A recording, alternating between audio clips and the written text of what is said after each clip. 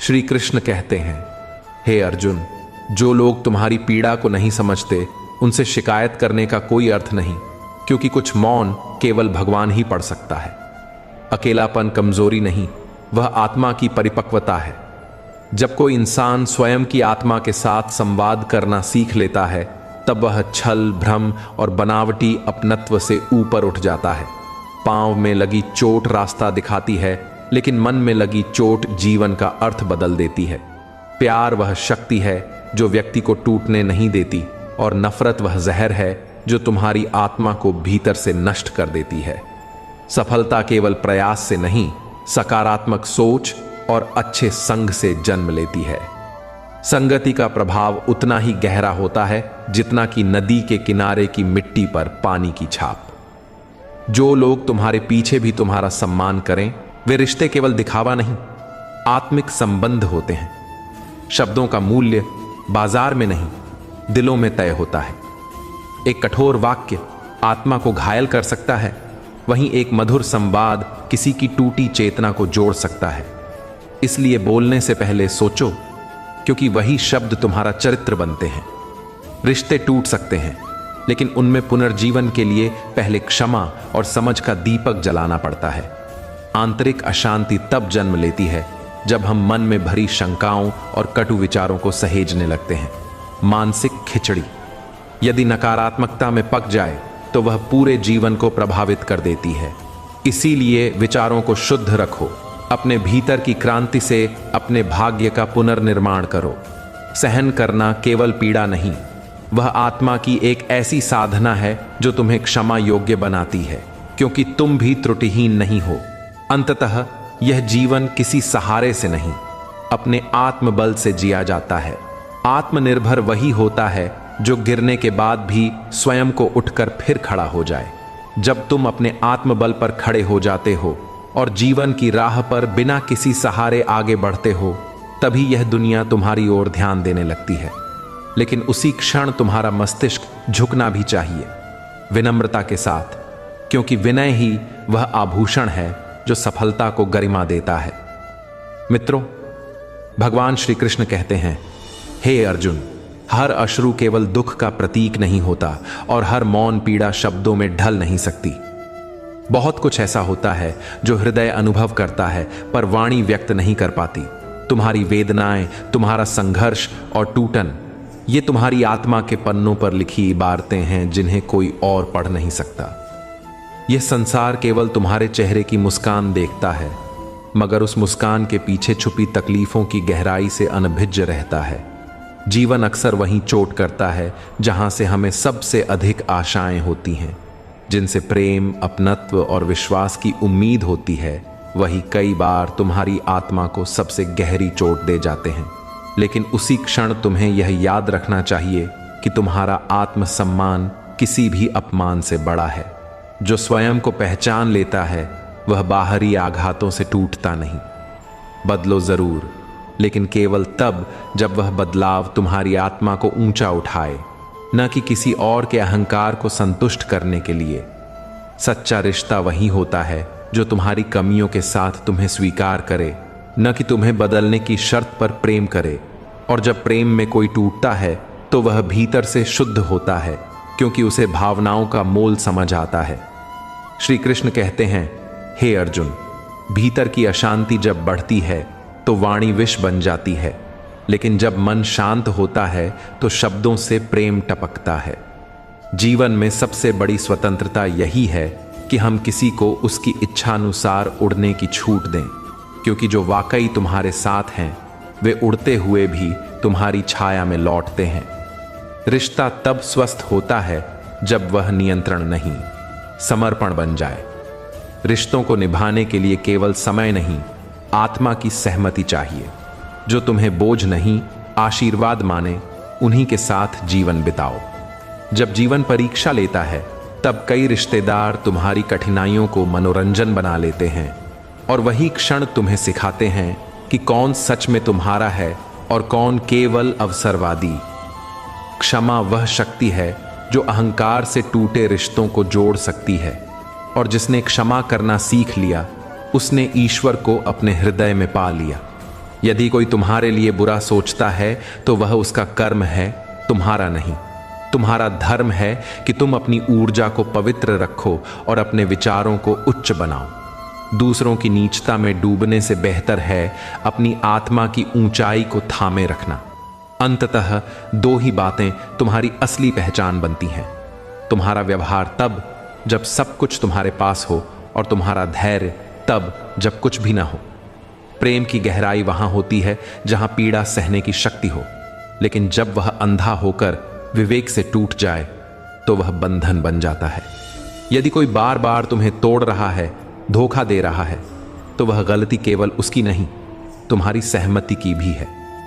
चेतना का अर्थ केवल जानना नहीं, सीख कर बदल जाना है। जिसने तुम पर विश्वास किया उसके साथ छल मत करना, क्योंकि विश्वास एक दिया है जो किसी के अंतर मन को प्रकाशित करता है, और यदि वह बुझा तो अंधेरा केवल सामने नहीं, भीतर भी छा जाएगा। और जो बार बार झूठ बोले उस पर फिर भरोसा करना आत्मसम्मान को सौंप देने जैसा है। यह युग उपयोग का युग बन गया है। अब भावनाएं नहीं, प्रयोजन तय करते हैं कि रिश्ता कब तक चलेगा। इसीलिए कभी कभी कुछ लोगों को छोड़ना जरूरी हो जाता है ताकि तुम स्वयं को न खो। आत्मा को चोट देने वाले रिश्तों से दूरी रखना ही सच्ची रक्षा है। जो दूसरों की बातें तुम्हें बताता है वह तुम्हारी बातें भी दूसरों को बताएगा। इसलिए अपने रहस्य केवल उन्हीं के साथ साझा करो जिनका मौन, गरिमा और सच्चाई पर आधारित हो। आर्थिक स्थिति को सबके सामने उजागर मत करो, वरना लोग तुम्हारे संसाधनों से तुम्हारे मूल्य तय करेंगे। माफ करना परिपक्वता है, पर बार बार भरोसा करना मूर्खता। क्षमा दो, लेकिन सीख भी लो। आत्मा को जागरूक करो ताकि वह करुणा और विवेक का संतुलन समझ सके। कई बार जो व्यक्ति कहता है मुझे फर्क नहीं पड़ता, वह भीतर सबसे अधिक आहत होता है। फर्क सबको पड़ता है, बस कोई छुपा लेता है और कोई बता देता है। इग्नोर करना और व्यस्त होना दो अलग बातें हैं। जो सच में व्यस्त है वह चाहकर भी समय नहीं निकाल पाता, लेकिन जो तुम्हें महत्व नहीं देना चाहता वह व्यस्तता का दिखावा करता है। प्रतिक्रिया देने से पहले चेतना से सोचो। जो सपने केवल आंखों में संजोते हैं वे रातों को जागते हैं, लेकिन जो उन्हें पूरा करना चाहते हैं वे दिन को छोटा मानते हैं।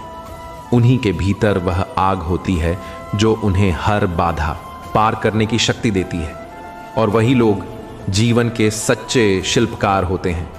हर खामोशी अपने भीतर एक अनकही कहानी समेटे होती है जो केवल संवेदनशील हृदय ही पढ़ सकता है।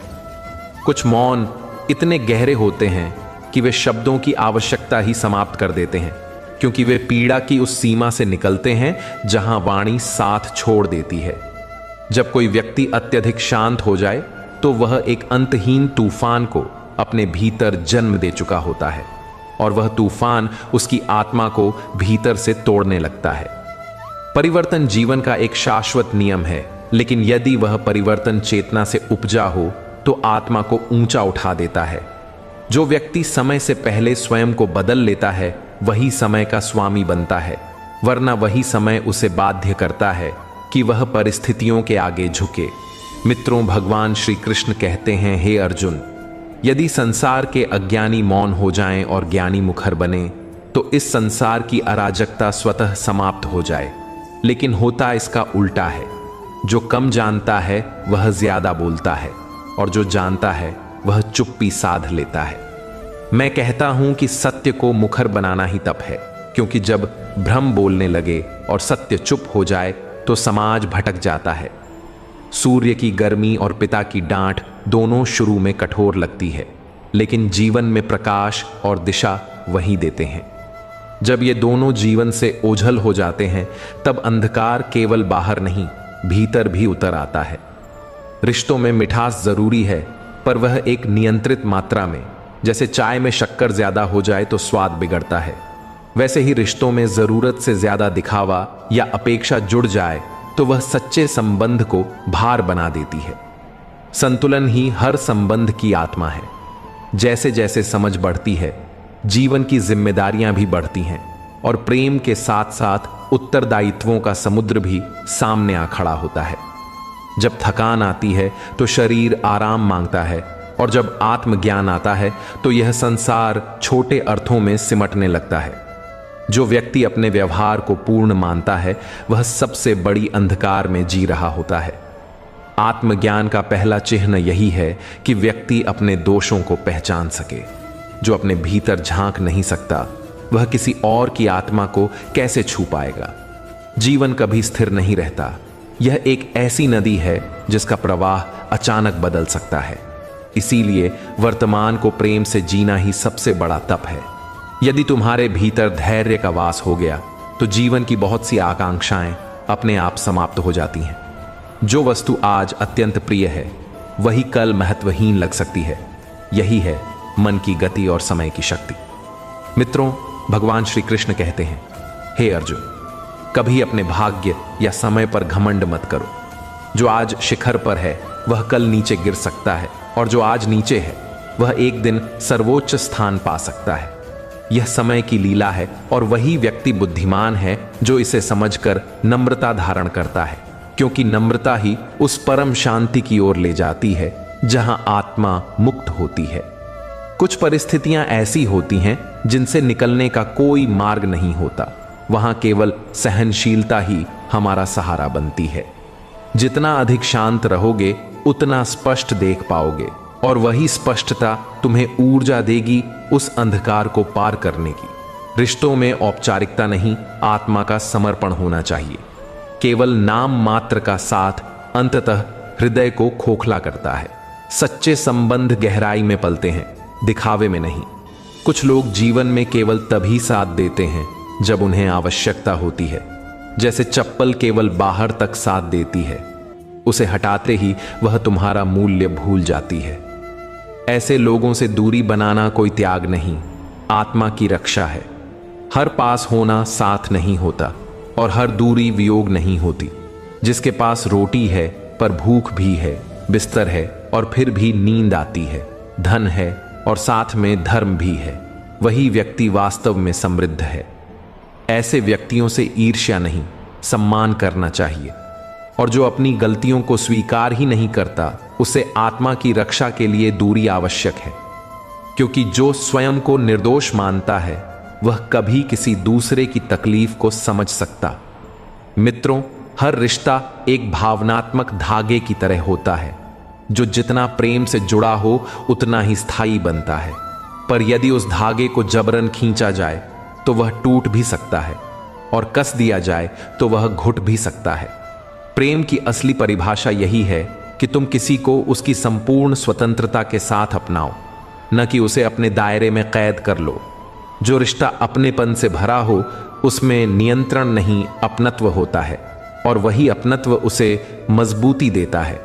जीवन में अक्सर ऐसे लोग मिलते हैं जो या तो दूसरों के दुख से भीतर से टूट जाते हैं या फिर दूसरों की खुशी से परेशान हो जाते हैं, और कुछ ऐसे भी होते हैं जो किसी घटना के बिना ही अपने भीतर की उलझनों में उलझे रहते हैं।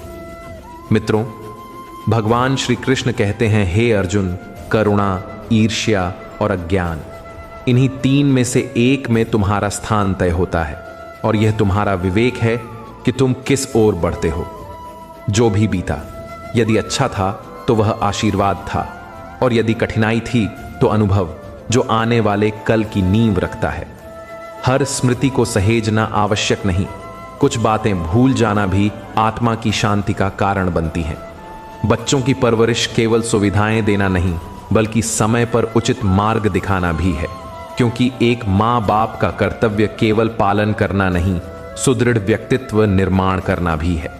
जीवन की हर वह चीज जो तुमसे छीनी जा सकती है वह वास्तव में कभी तुम्हारी नहीं थी, क्योंकि जो वस्तु या रिश्ता आत्मा से जुड़ा हो उसे कोई बाहरी शक्ति कभी नहीं छीन सकती। जो व्यक्ति कठिन समय में भी सच्चाई का साथ न छोड़े वही वास्तव में मजबूत होता है, क्योंकि उसकी सच्चाई किसी स्वार्थ से नहीं, उसके अंतरात्मा की आवाज से निकलती है। और सच्चा रिश्ता भव्य शब्दों से नहीं, उन छोटे छोटे भावों से बनता है, जो बिना कहे साथ देता है, बिना बोले चिंता करता है और मौन में भी साथ निभाता है।